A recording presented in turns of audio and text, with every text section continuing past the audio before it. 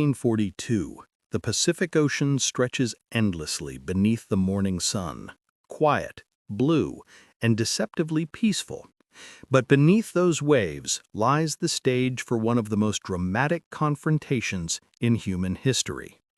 Just 6 months earlier, America had suffered its darkest hour, the attack on Pearl Harbor.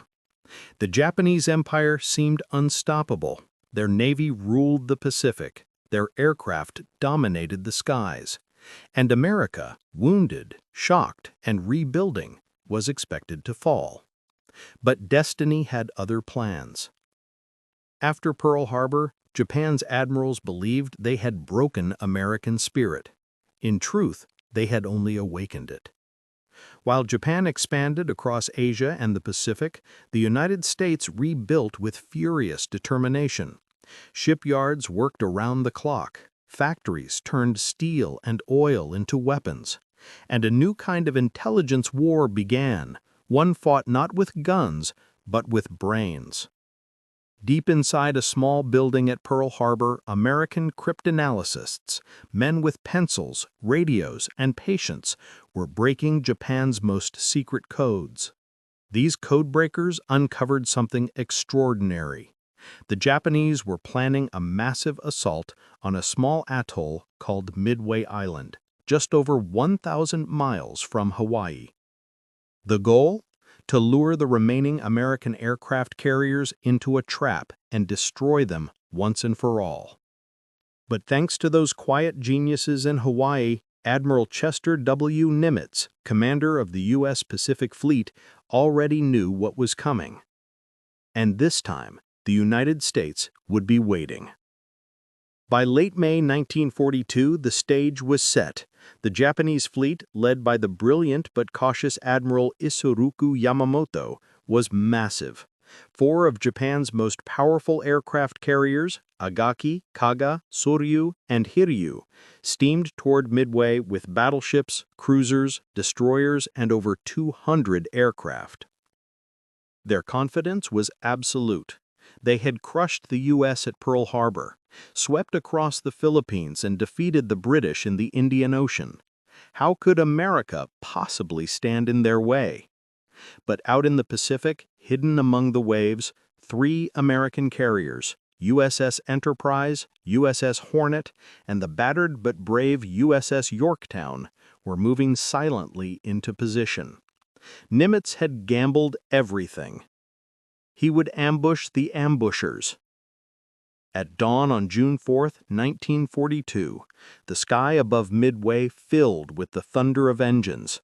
Japanese aircraft screamed down toward the island, unleashing wave after wave of bombs. The island burned. Fuel tanks exploded. The airstrip vanished under smoke and fire. But the American defenders, Marines, gunners, and pilots, fought back with everything they had. From makeshift bunkers and half-destroyed runways, they launched their outdated planes into the sky. Many never came back. But those brave men achieved something vital. They forced Japan to delay, and in war, seconds can change everything. As the Japanese fleet regrouped and rearmed their planes for another strike, American carrier-based bombers and torpedo squadrons began their assault. It was chaos. They flew low, slow, and straight into a storm of anti-aircraft fire. Dozens were shot down. Torpedoes missed or failed to detonate.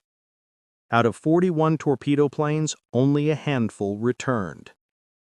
But their sacrifice wasn't in vain. Because at that same moment, unseen, high above the clouds, a second group of American planes was diving toward the Japanese carriers. They had found them by pure luck, guided by instinct and fate. 10:22 a.m., a time forever burned into history. From the sky, SBD Dauntless dive bombers of the USS Enterprise and Yorktown screamed down in near-vertical dives. The Japanese ships below were wide open, decks loaded with refueling aircraft, bombs scattered like seeds of destruction. In a single shattering minute, the U.S. Navy struck back. Explosions tore through Agaki, Kaga, and Soryu. Their decks erupted into fireballs. Pilots and crew were trapped in burning steel. Columns of black smoke rose thousands of feet into the sky, visible for miles across the ocean.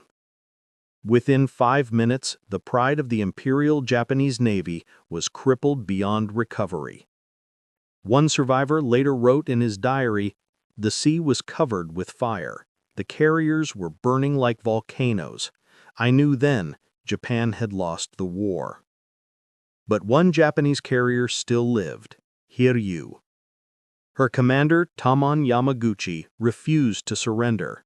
With burning fury, he launched 2 counterstrikes that found and crippled the USS Yorktown. For a moment, it seemed the balance might tilt again, but American scouts located Hiryu before nightfall. And just as the sun began to sink below the horizon, dive bombers from Enterprise delivered the final blow. Flames engulfed Hiryu. Admiral Yamaguchi went down with his ship, choosing to die beside his crew. By nightfall, the Battle of Midway was over. The ocean was quiet again, but in that silence floated the wreckage of an empire's ambition. Japan had lost 4 carriers, a cruiser, over 300 aircraft, and more than 3,000 of its best men, the elite pilots who could never be replaced. The United States had lost 1 carrier, 1 destroyer, and 307 brave souls. But the war had turned. Behind every victory are stories unseen. The men who broke the Japanese code, Joseph Rochefort and his cryptology team, were never honored publicly in their time. The pilots who dove through fire and shrapnel, many were barely 20 years old. The sailors who manned anti-aircraft guns, who pulled wounded men from burning decks, they were ordinary Americans doing extraordinary things. Midway was not won by chance. It was won by courage, intelligence, and the refusal to quit. Historians call Midway the turning point of World War II in the Pacific, and they're right. After Midway, Japan's expansion stopped. From that moment, America and her allies began pushing west through Guadalcanal, the Solomon Islands, Tarawa, Saipan, and eventually toward Iwo Jima and Okinawa. Midway wasn't the end of the war, but it was the beginning of Japan's end. Admiral Nimitz later said, "They did their duty as they saw it, bravely, skillfully, and without thought of personal danger. No words can add to their glory." The Battle of Midway stands today as one of the greatest naval victories in American history, a triumph of courage over fear, intelligence over arrogance, and faith over despair. Every pilot who flew, every sailor who fought, every codebreaker who stayed awake through the night, they all helped rewrite the story of the world. Their diaries, their memories, their voices echo through time, reminders that even in the darkest days of World War II, light can rise from courage. When you think of Midway, don't just remember ships and planes. Remember people. The 19-year-old pilot who whispered a prayer before diving into fire. The codebreaker who stayed silent for decades about the secret that saved the Pacific. The mother who waited at home not knowing her son's fate.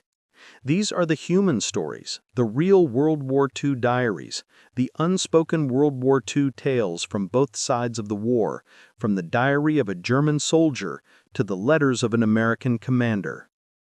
If this story moved you, if it reminded you of what bravery truly means, then join us. Subscribe to the channel for more World War II stories, untold World War II diaries, and emotional World War II tales from both sides of the war, from the diary of a German soldier to the letters of an American commander.